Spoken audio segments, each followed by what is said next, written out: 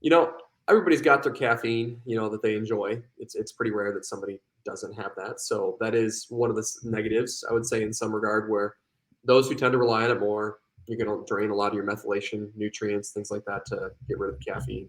And then it can hinder adrenal function over time, all that, adrenal fatigue. You already covered that. But one thing that's important to notice or note is coffee is something that you can have a primary gallbladder intolerance to coffee. You Yeah. can have where the body or the immune system reacts to coffee. It is on that list of things that you can have a food sensitivity to it. And it can lead to a whole lot of different problems. It's not like it's gluten where it's like, oh yeah, you get IBS type symptoms. It can lead to a lot of interesting stuff. So if you notice that you don't feel great with coffee, of course, if you're loading it up with cream and sugar, try eliminating that stuff first to see if black coffee causes problems. Yep. Scientific method it. Try to do as few variables as possible. But then if it's still a coffee thing and you stay away from it and you feel a whole lot better, well, maybe you just don't deal with coffee well.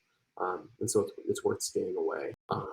So like you said, antioxidants, things like that are good. But I'm not entirely convinced that the offset of antioxidants or that there's a good offset of antioxidants when you're draining them to clear the caffeine.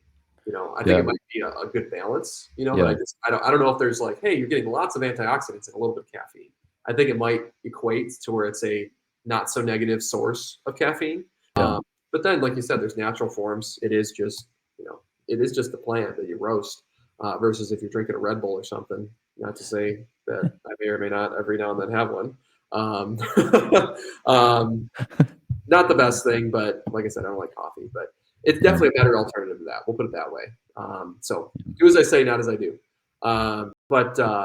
Yeah, it can be a good thing in moderation. It can also be a bad thing. So it just takes being perceptive of how you're feeling with stuff to identify.